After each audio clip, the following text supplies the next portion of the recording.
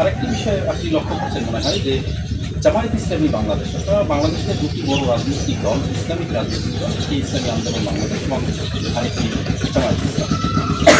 প্রথম দিক থেকে জামায়াতও আপনাদের মতো বলেছিলেন যে ডিসেম্বরে নির্বাচন, কিন্তু সম্প্রতি তারা এই সময় মানে জামাত বলেছিলেন যে আগে সংস্কার এবং পরে নির্বাচন, কিন্তু ইদানিং আমরা দেখলাম যে জামাত এই সময়টা নিয়ে ইদানিং নিচ্ছে, তারাও আসলে ডিসেম্বরে নির্বাচনের ব্যাপারে এখন না না জামাত তো বলছে যে না আগে সংস্কার প্রয়োজনীয় বিচার নির্বাচন।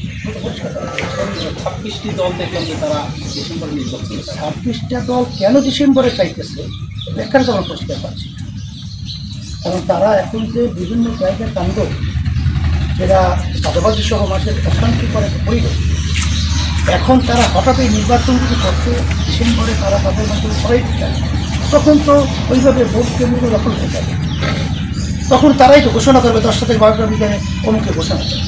পরিবেশ তো এরকম মনে হয়, নয় তারা কীভাবে তারা ডেডলাইন তৈরি করে দেয় ডিসেম্বরেই করতে হবে, এবং তাদের দায়িত্ব না।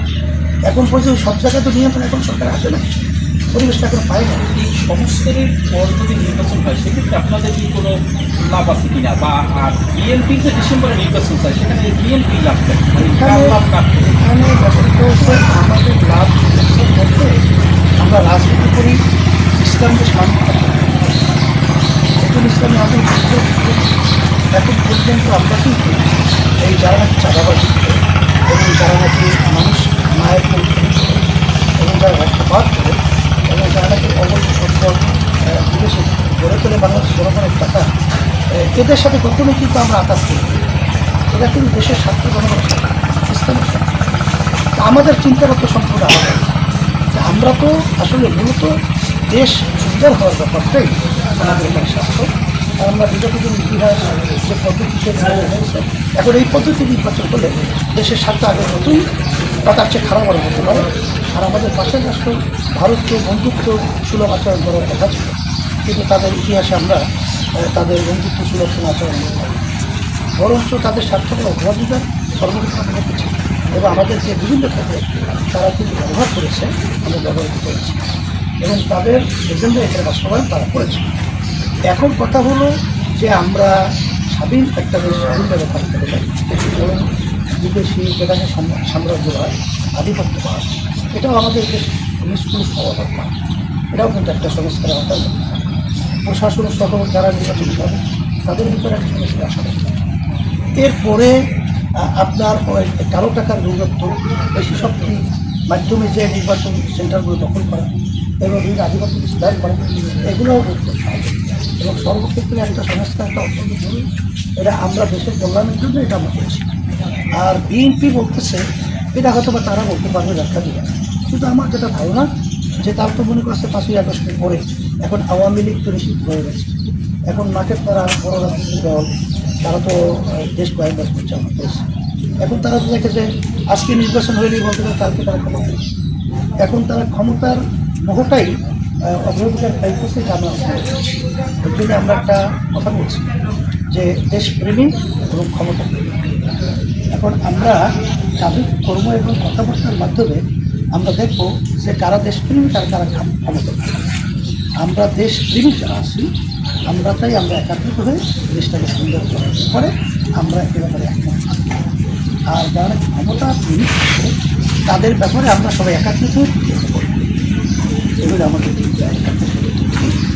আর বেশি কথা আমাদের সংস্কার বর্তমান সরকার যে কাজগুলো শুরু করেছে আমরা পরিষ্কার করেছি যে নির্বাচন করা উচিত, কিন্তু সংস্কার বিচার এবং নির্বাচন এটা আমাদের দেশ তাই সংস্কার যদি না হয়, বিচার যদি না হয়, তাহলে সেখানে আপনার ওই আগে নিয়ম অনুযায়ী হতে বড় অভাব এবং তাই সেদিক থেকে আমরা বলবো যে সংস্কারের ব্যাপারটা আপনার দৃশ্যমান আপনারা দেখাবেন।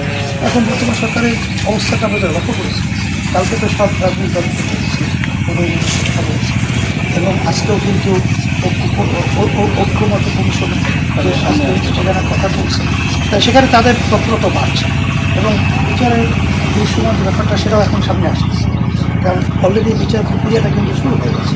এবং সংস্কারের কাজটাও আমরা দেখতেছি শুরু হয়ে গেছে।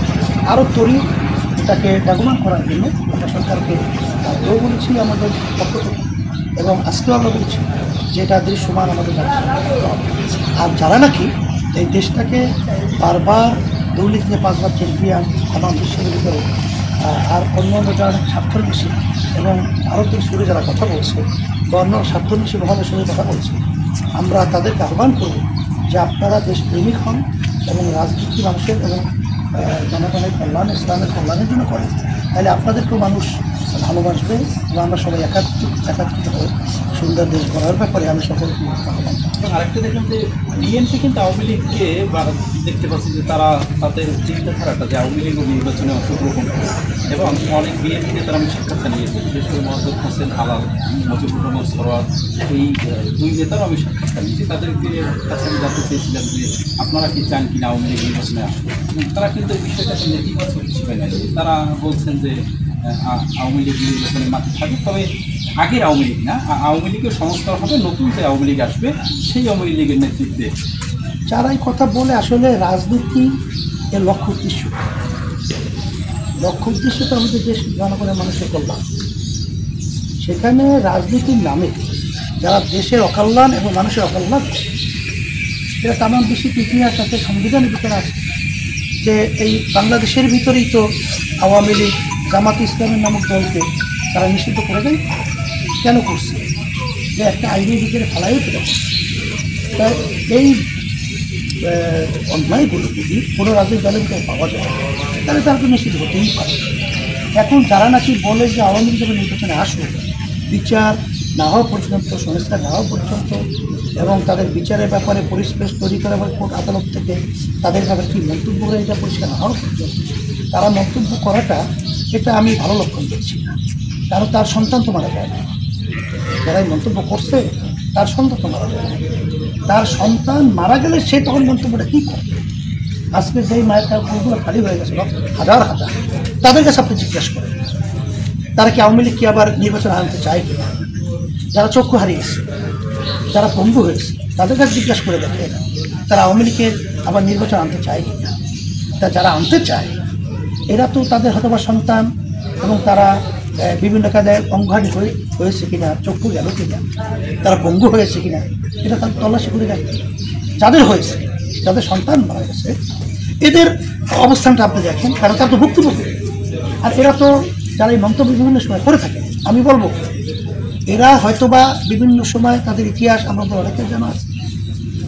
এই ইতিহাসটা আমরা খুব ভালো হিসেবে আমরা এটা বিবেচনা করতে পারি। সেই হিসাবে আমি বলবো যে এটা কেন বলছে, কিসের জন্য বলছে, আমরা কিন্তু আওয়ামী লীগ, বিএনপি, জাতীয় অন্য কোনো দলের বা কারো আমরা বিরোধী না বা শত্রু। সবচেয়ে এটা মূল কথা। সবচেয়ে